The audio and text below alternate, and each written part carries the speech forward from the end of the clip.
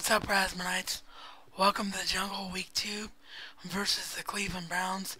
If you missed it earlier on, I did upload a entertainment episode that was intended for yesterday, but I had to upload it today because of upload issues yesterday. So if you missed that from earlier on, make sure you go and check that out because it's a rarity for me and the two videos in one day thing.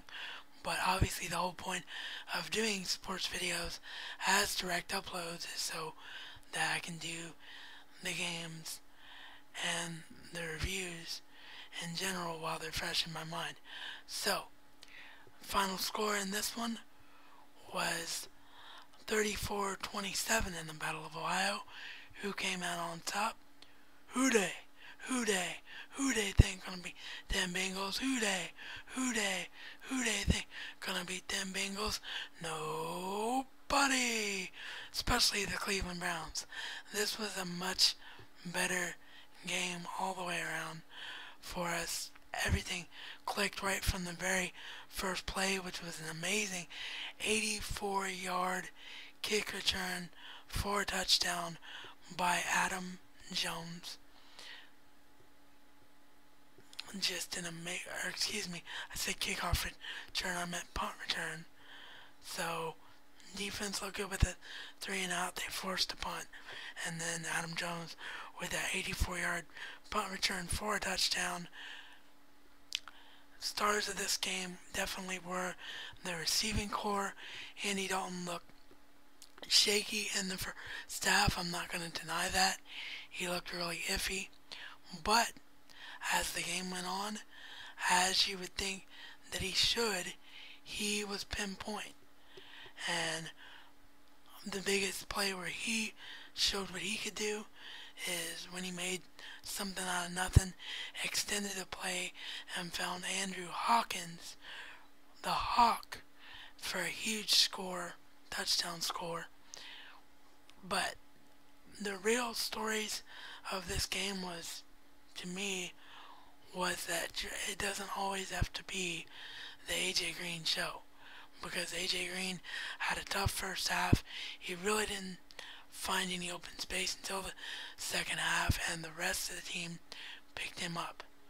Jermaine Gresham had one of the best catches we're probably going to see all year, where he was balancing the sideline, kept both feet in bounds while juggling the football like 16 times in the fourth quarter. And the big story from a receiving core standpoint, Green had a good game once he got going. Hawkins had a good game again once he got going. But the big story for the receivers today was the coming out party of Armand Benz. This is a guy that used to be a former practice squad member, and he would simulate some of the better receivers in the league, and the Bengals said, hey, this guy's pretty good.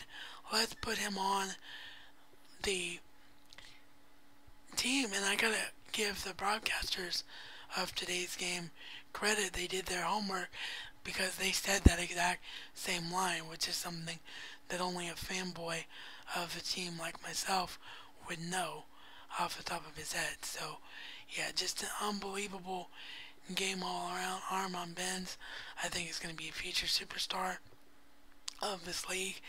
Andrew Hawkins, the Hawk, has already showed that he's going to be a future superstar of this league. And Ben Jarvis, Green Ellis, while he didn't have a tremendous game breaker, break things wide open play, what he did do was he kept the Browns defense honest. He made a play when he had to make a play, and they knew they had a talented running back there in the backfield, and that made a difference for their receiving core to shine.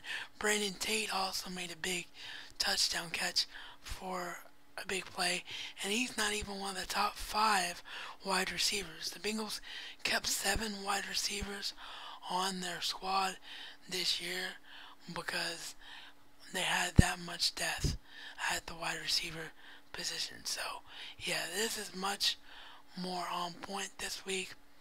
This is the Bengal team that everybody expected to see this year. last week on Monday Night Football against the Ravens was. And out of formation as my little nephew Caden comes in to say hi toward the end of the video. And with that, we're done. Bengals got a great victory here in week 2. Looking very forward to week 3 and a much tougher challenge in Robert Griffin III, aka RG3, in Washington.